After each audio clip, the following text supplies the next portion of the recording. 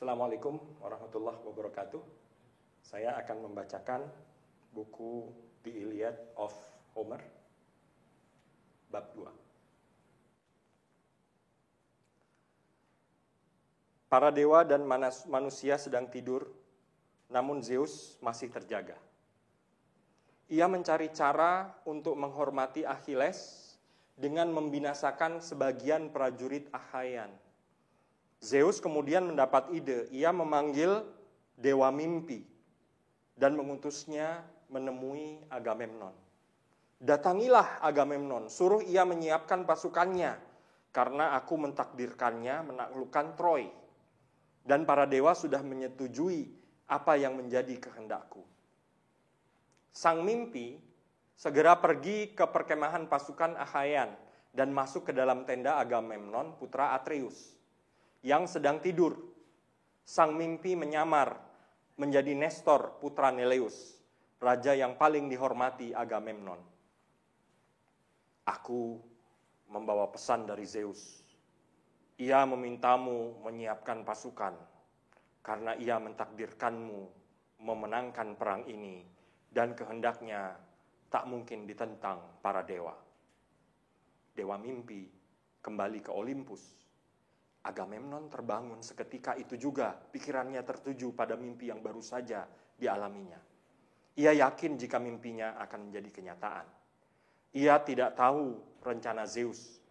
Agamemnon bangkit dari tempat tidur, memakai kaos, jubah, sandal, dan menyandang pedang di bahunya. Dan ia pergi ke kapal-kapal pasukan Achaean. Sementara itu, fajar menyingsing, menandakan hari baru.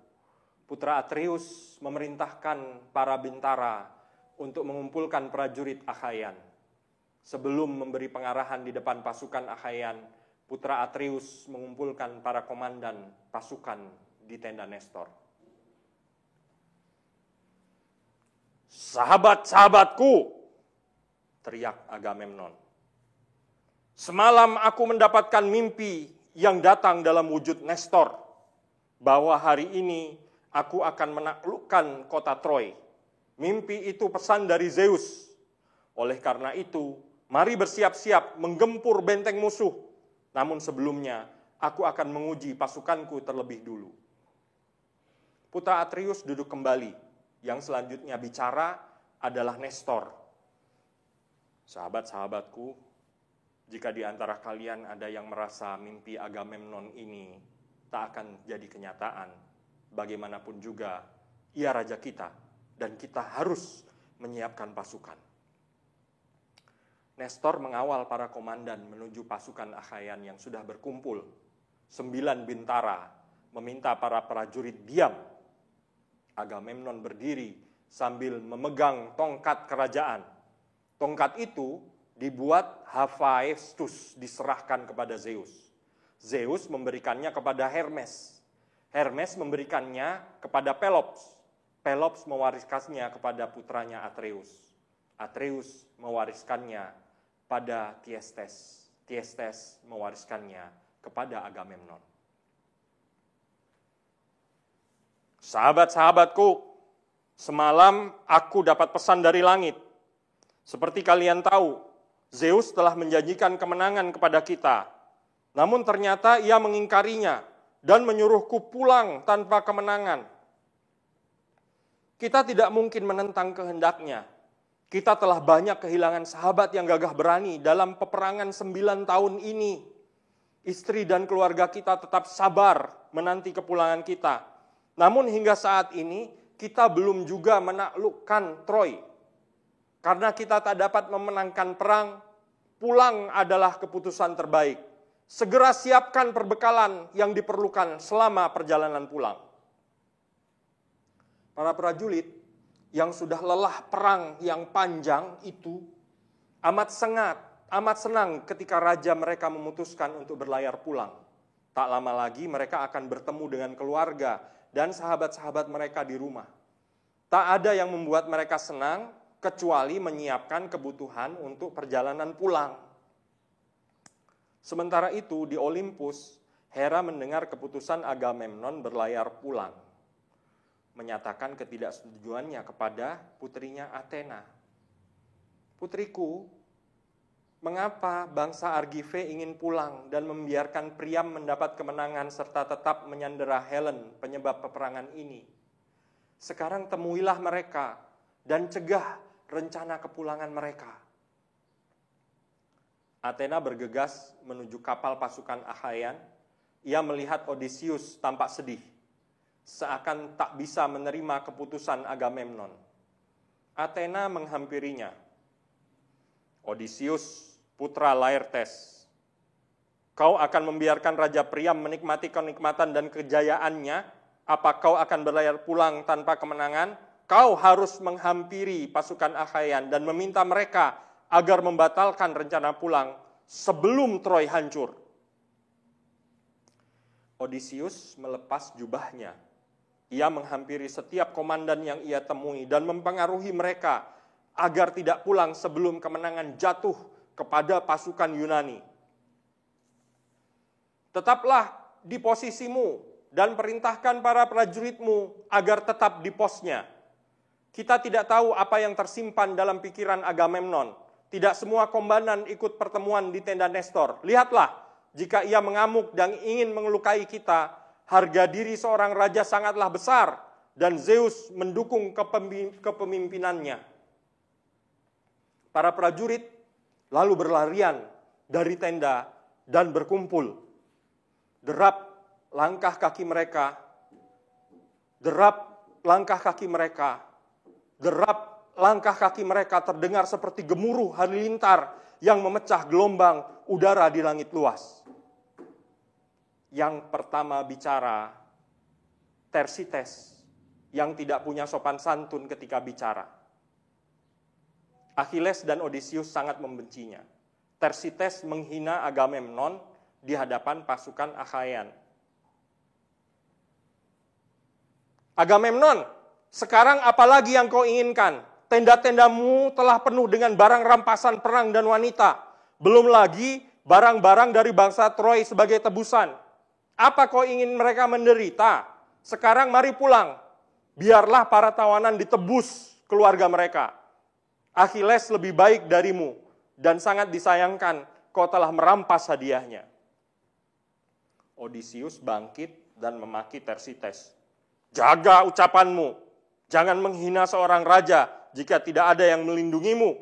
Berani sekali kau menghina Agamemnon hanya karena bangsa Achaean memberinya hadiah-hadiah indah. Hentikan ocehanmu atau aku akan memaksamu pulang ke kapalmu.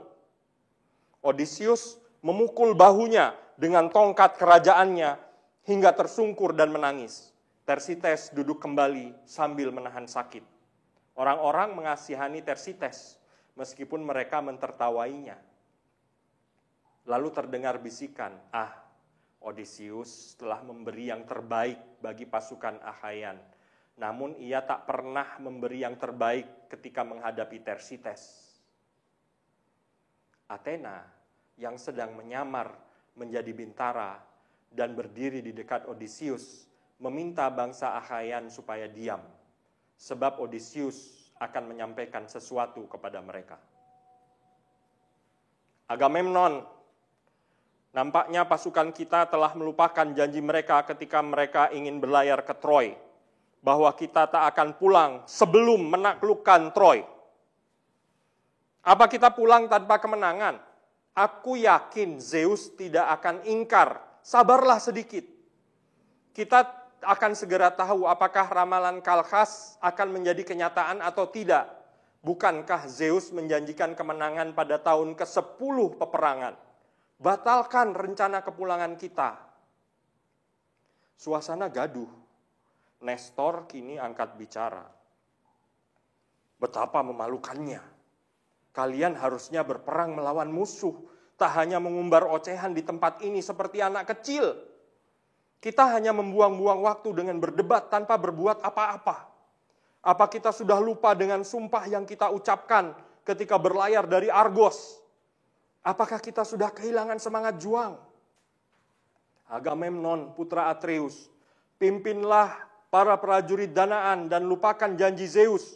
Cronus telah berjanji bahwa kemenangan akan menjadi milik kita jika kita menyeberangi laut dan berperang dengan bangsa Troy. Pertanda itu sudah diperlihatkan di hadapan kita. Jangan membuang-buang waktu agar kemenangan itu cepat jatuh ke tangan kita. Jika ada dari kalian yang ingin pulang, maka pulanglah. Agamemnon, pecahlah pasukanmu menjadi beberapa bagian. Setiap bagian atau kesatuan membantu kesatuan lainnya. Jika bangsa Akhayan melaksanakan saranku, kau akan tahu siapa di antara prajurit Akhayan yang paling pemberani dan paling penakut. Putra Atreus lalu menjawab, Nestor, putra Neleus, Satria Gerene yang akan mengalahkan Troy. Kita akan mengalahkan Troy. Namun sayangnya terjadi perselisihan antara putra Peleus denganku terkait gadis itu. Dan aku menyadari betapa keras kepalanya aku. Jika kita satukan pikiran, tidak mustahil Troy bisa kita kalahkan. Namun bersiap-siaplah. Hari ini kita akan berperang sepanjang hari, bahkan hingga malam.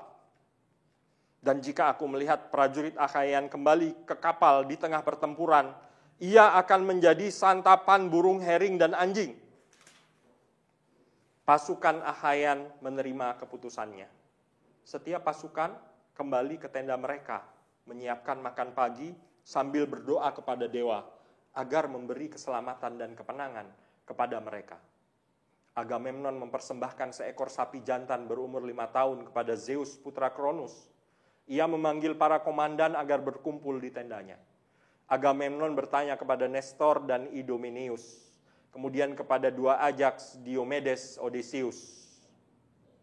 Menelaus tak bisa mengikuti pertemuan itu. Ia sedang mengurus kesibukan lainnya. Mereka duduk di dekat hewan kurban sambil memegang gandum. Agamemnon berdoa kepada ayah manusia dan dewa. O Zeus, berilah aku jaminan bahwa matahari tak akan tenggelam dan malam tak akan datang, hingga kota Priam hancur dan rata dengan tanah. Izinkan pedangku menembus jantung Hektor dan pasukannya. Zeus menerima persembahan Agamemnon, namun tidak mengabulkannya karena ia telah berjanji kepada Tetis. Setelah selesai, Nestor berkata kepada Agamemnon, Putra Atreus, sebaiknya kita tidak membuang-buang waktu di tempat ini dan bisa segera bertempur. Agamemnon kemudian memerintahkan para bintara agar mengumumkan persiapan perang kepada para prajurit Akhayan. Tiap komandan pasukan mulai sibuk merapikan pasukan mereka masing-masing. Athena juga hadir di tengah mereka, membangkitkan semangat mereka agar bertempur gagah berani, menjadikan pertempuran sebagai perbuatan sangat mulia dan indah daripada berlayar pulang lalu berdiam diri di rumah. Pasukan Akhayan terlihat seperti kawanan angsa yang akan pergi ke pantai berbondong-bondong. Derap kaki mereka memantulkan bunyi yang sangat mengerikan. Para komandan sibuk menginspeksi pasukannya, layaknya seorang gembala memeriksa hewan ternaknya. Panglima tertinggi mereka adalah Agamemnon, dengan kepala seperti Zeus, pinggang seperti Ares, dan dada seperti Poseidon. O Muses, yang mendiami istana di Olympus, katakanlah siapa saja komandan dari bangsa Danaan. Aku tidak bisa menyebutkan satu persatu nama mereka, sekalipun aku punya 10 mulut. Hanya kalian yang bisa mengatakannya kepadaku. Namun demikian, aku akan menyebutkan nama semua komandan dan armada perang yang mereka bawa ketika bertolak menuju Troy. Peneleos, Leitus, Arceliaus, Promotenor, dan Clonius menjadi komandan yang memimpin suku bangsa Boeotian. Mereka adalah orang-orang yang tinggal di Hiria, Aulis, Scoenus, Scolus, Eteonus, Tespeia, Graia, Mikalesus, Harma, Eilesium, Eritrae, Eleon, Hile, Peteon, Okalea, Medeon, Kopae, Iutresis, Tisbe, yang menjadi tempat berburu burung merpati, Koronea, Haliartus, Palatea, dan Glisas, benteng Tebes, Onkestus yang suci, di mana terdapat kuil dewa Poseidon, Arne yang kaya dengan kebun anggur, Midea, Nisa, dan Antedon. Armada yang mereka bawa berjumlah 50 kapal, dan masing-masing kapal berisi 120 pemuda Boeotian. Askalafus dan Yalmenus putra Ares memimpin mereka yang tinggal di Aspledon dan Orchomenus. Astioke melahirkan 2 putranya di rumah Aktor putra Azeus, karena ia jatuh cinta kepada Ares dan tidur dengannya di kamar atas. Armada perang Askalafus dan Ialmenus berjumlah 30 kapal. Suku bangsa Phoceian dipimpin Skedius dan Epitrophus, putra dari Iphitus yang perkasa. Mereka memimpin prajurit berasal dari Siparisus, Pito, Krisa, Daulis, Panopeus, Anemorea, dan juga Himapolis, daerah sekitar sungai Cephisus, Lilaya. Armada perang Skedius dan Epistrophus berjumlah 40 kapal. Ajax putra Oileus memimpin bangsa Lokrian. Ia tak sehebat Ajax putra Telamon. Lapisan pelindung dadanya terbuat dari linen, dan ia pelempar tombak terbaik. Suku bangsa Lokrian tinggal di Sinus, Opous, Kaliarus, Besa, Scarfe, Augeae, Tronium, dan Tarfe. Armada perang Ajax berjumlah 40 kapal. Suku bangsa Abate yang ganas, yang menguasai Euboea dan semua kotanya, Kalhis, Eretria, Histiaia, yang kaya anggur, Serintus dan Dium. Yang juga ikut bersama mereka adalah orang-orang dari Karistus dan Stira. Elefenor, teman sebaya Ares, adalah pemimpin mereka. Ia putra Kalkodon. Elefenor membawa 50 kapal. Menestus memimpin rakyat kota Athena, yang pada masa dahulu pernah dipimpin Erectheus, yang dilahirkan dari tanah kota Athena. Tapi Athena putri Zeus membantu perkembangan kota itu dan membuatkan kuil di Athena untuk Erectheus. Di sana setiap tahunnya rakyat Athena memberi persembahan sapi jantan dan biri-biri kepadanya. Menesteus putra Peteos membawa 50 kapal. Tak ada yang bisa menandingi kehebatannya mengendarai kereta perang. Hanya Nestor, putra Neleus, yang dapat menyamainya karena ia memang lebih tua. Ajax membawa 12 kapal dari Salamis. Ia menempatkan barisan kapalnya berdampingan dengan armada perang rakyat Athena. Mereka yang tinggal di Argos, Tirinis, Hermione, Asine, Troezene, Eionae, dan Epidarus, Aegina, Mases, dipimpin oleh Diomedes putra Tideus, Steneleus putra Kapaneus, dan Eurylaus putra Raja Mesisteus. Namun di antara ketiganya, Diomedes yang memimpin. Mereka membawa 80 kapal. Mereka yang berasal dari Misenae, Korinth, Kleonae, Orneae, Aratrie, dan Lysion, di mana Adrastus pernah memerintah kota itu. Hiperesia, Gonoesa, Pelene, Aegium, dan semua daerah pantai di sekitar Helise, membawa 100 kapal di bawah pimpinan Raja Agamemnon, putra Atreus. Agamemnon mengenakan pakaian perang berkilauan yang paling indah. Ia paling perkasa dan punya paling banyak pengikut. Mereka yang tinggal di Lacedaemon, Faris, Sparta, Mese, Briseae, Augeae, Amiklae, Helos, Laas, dan Oetilus dipimpin Menelaus yang gagah berani, adik Agamemnon. Dan ia membawa 60 kapal. Menelaus berlayar dengan penuh dendam. Ia ingin membunuh penculik istrinya dan menginjak-injak harga diri kerajaannya. Mereka yang berasal dari Pilos, Arene, Trium, Aipi, Sipariseis, Helos, Amphigenea, Teleum, dan Dorium dipimpin oleh Nestor, kesatria Gerene. Armada perang Nestor berjumlah 90 kapal. Mereka yang tinggal di Arkadia, di bawah gunung Silene yang tinggi, di dekat makam Aipitus, di mana orang bertempur tanpa memakai senjata.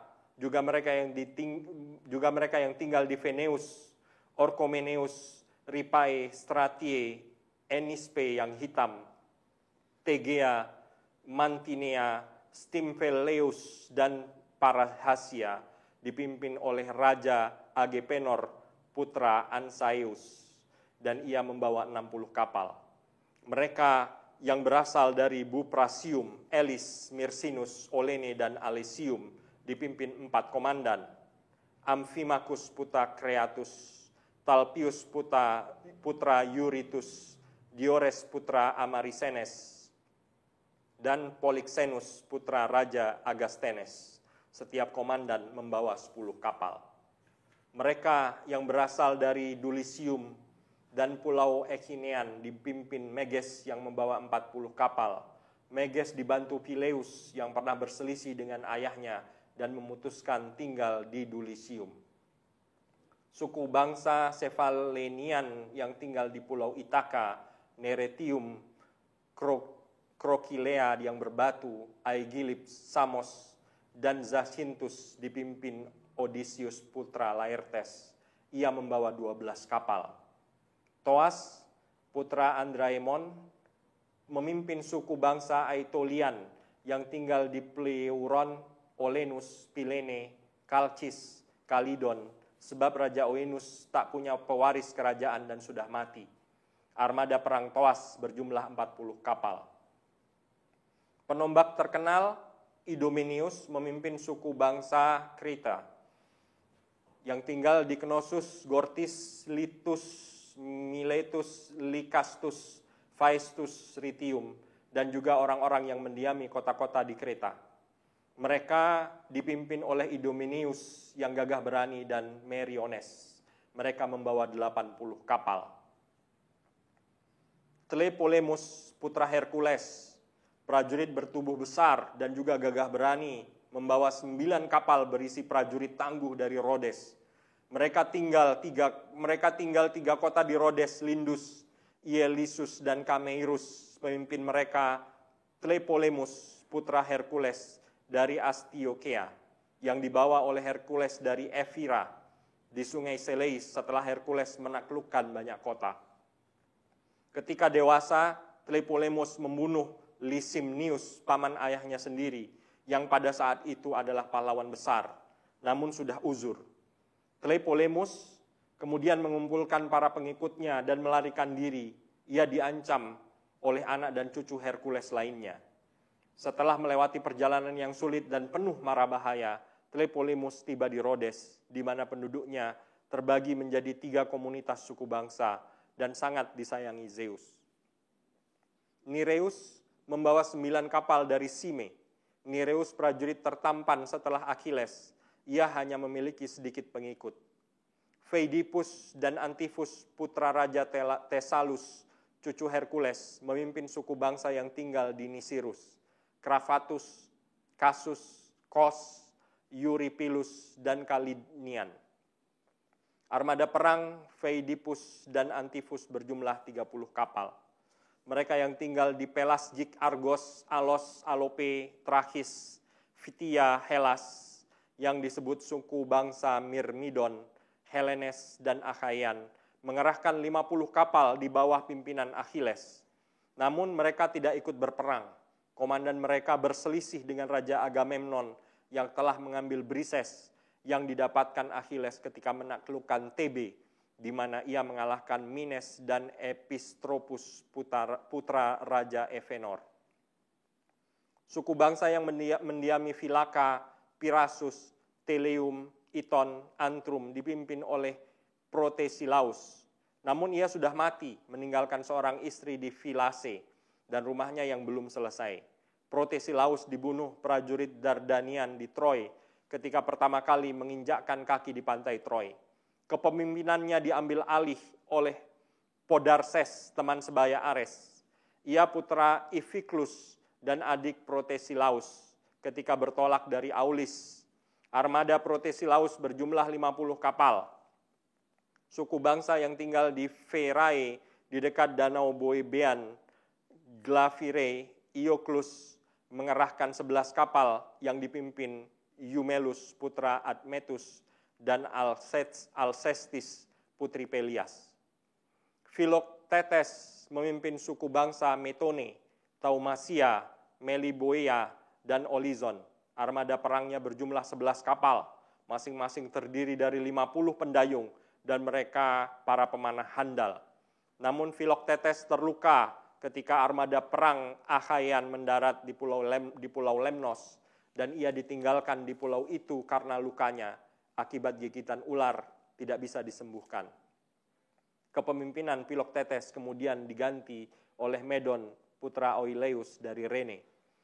Mereka yang dari Trika, Itome, Oikalia dipimpin oleh 2 putra Aesculapius yang menguasai ilmu penyembuhan, Podalirius dan Makaon. Mereka membawa 30 kapal ketika bertolak ke Ilius. Mereka yang tinggal di Ormenius, Hiperia, Asterius, dan Titanus dipimpin oleh Euripilus putra Eumaion yang mengerahkan 40 kapal. Suku bangsa yang mendiami Argisa, Girtone, Orte, Elone, dan Olooson dipimpin oleh Polypoetes. Ia seorang Pirithous yang putra Zeus. Karena Hippodemeia melahirkannya ketika Pirithous sedang menghantam musuh, mengusir mereka dari gunung Pelion ke Aitises. Polypoetes mengerahkan 40 kapal dan ia dibantu sahabatnya Leonteus, teman sebaya Ares, putra Koronus, dan cucu Caeneus. Guneus membawa 22 kapal dari Sifus. Ia didukung oleh suku bangsa Enienes dan Paraebi yang tinggal di sekitar Dodona. Titaresius yang airnya mengalir sampai Peneus. Titaresius adalah anak sungai dari sungai Styx dan Orcus. Suku bangsa Magnete yang tinggal di sekitar sungai Peneus dan gunung Pelion dipimpin Proteus putra Tentredon yang mengerahkan 40 kapal. Demikianlah para komandan pasukan danaan. Lalu siapa prajurit, O Muses, yang terbaik di antara para prajurit danaan yang mengikuti Atreus ke Ilius? Kuda-kuda yang terbaik adalah milik putra Pheres. Kuda-kuda itu berusia dan berwarna sama. Kecepatannya tidak tertandingi. Yang menunggangi kuda-kuda itu adalah Eumelus. Sementara prajurit terbaik adalah Ajax putra Telamon. Ia prajurit terhebat ketika Achilles mundur dari medan perang. Achilles mengakui kehebatan Ajax putra Telamon. Namun bagaimanapun juga Ajax tetap terhebat setelah Achilles. Pasukan Achaean bergerak ke medan terbuka yang berada di antara perkemahan dan benteng Troy. Hentakan kaki mereka mengguncang bumi dan teriakan mereka menggema ke langit. Zeus mengutus Iris, pembawa pesannya, untuk menemui para prajurit Troy yang sedang berkumpul di istana Priam dengan para petinggi istana. Iris menyamar menjadi Polites, putra Priam. Kita tak seharusnya membuang-buang waktu seolah-olah negeri ini sedang damai, ayah. Pasukan Achaean sedang bergerak maju. Kita harus menahan mereka.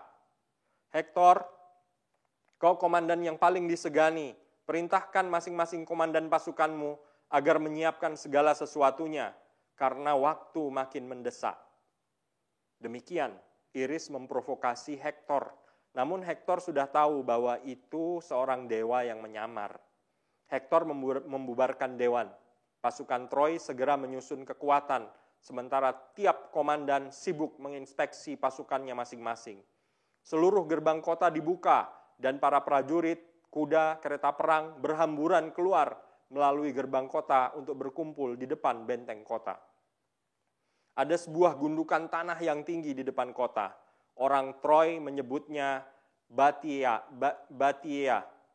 Namun para dewa tahu bahwa itu makam Mirine.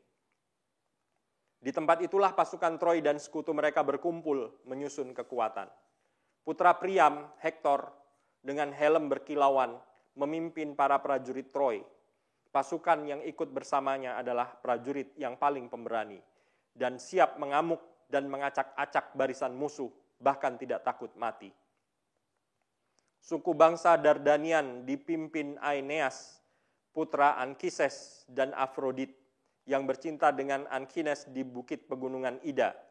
Aeneas tidak sendiri, bersama dengannya adalah dua putra Antenor, Archilochus dan Akamas, ahli strategi perang. Mereka yang tinggal di Telea, di kaki gunung Ida, dipimpin Pandarus putra Likaon, yang diajari memanah oleh Apollo. Adrestus dan Amphius memimpin suku bangsa yang mendiami daerah Adrestia, Apaestus, Pitia, pegunungan Tereia yang tinggi. Keduanya putra Merops dan Perkote. Merops memiliki keahlian meramal masa depan. Ia sempat melarang putranya ikut berperang. Ia tahu malapetaka yang sedang menunggu mereka di medan perang. Namun Adrestus dan Amphius tidak peduli. Ansius, putra Arisbe, memimpin suku bangsa yang mendiami Sestos, Perkote, Praktius, Abidos, dan Arisbe. Asius, komandan yang gagah berani. Suku bangsa Pelasgian yang pandai menggunakan tombak dipimpin Hippotous. Mereka tinggal di Larissa, Hippotous dan Pileus. Akamas dan Pereius yang gagah berani memimpin bangsa Thracian, mereka yang datang dari seberang Hellespont. Ephemus putra Troizenus dan cucu Ceos adalah komandan dan suku bangsa Kikonian yang pandai menggunakan tombak. Praixmes memimpin suku bangsa Paeonian yang berasal dari Amidon yang jatuh di dekat sungai Axius, sungai terindah di bumi. Suku bangsa Paphlagonian dipimpin oleh Pilaimanes dari Enetai. Mereka suku bangsa yang mendiami daerah Sitorus dan sekitar Sesamus, dan juga kota-kota yang berada di dekat sungai Partenius, Kromna, Aegilaus, dan Eritini. Odius dan Epistropus adalah komandan suku bangsa Halizoni dari Alibe yang jauh, di mana terdapat tambang perak. Kromis dan Enomus memimpin suku bangsa Misian, namun kemampuannya meramal tidak bisa menyelamatkannya dari malapetaka di medan perang. Forsis dan Asianus memimpin suku bangsa Virgian dari Askania yang jauh, keduanya sudah siap bertempur. Mestles dan Antifus memimpin suku bangsa Meonian yang gagah berani. Mereka tinggal di bawah gunung Temolus dan ayah mereka adalah Talaimenes. Naestes memimpin suku bangsa Karian, orang-orang yang berbahasa aneh. Mereka mendiami pegunungan Phtires. Nastes dan Amphimachus adalah komandan mereka. Keduanya putra Nomion. Nastes datang ke Troy sambil membawa banyak emas, mengira bahwa emas dapat menyelamatkan nyawanya. Ia mati di tangan Achilles, putra Peleus. Sarpedon dan Glaucus memimpin suku bangsa Lycian dari negeri mereka yang jauh dekat sungai Xanthus.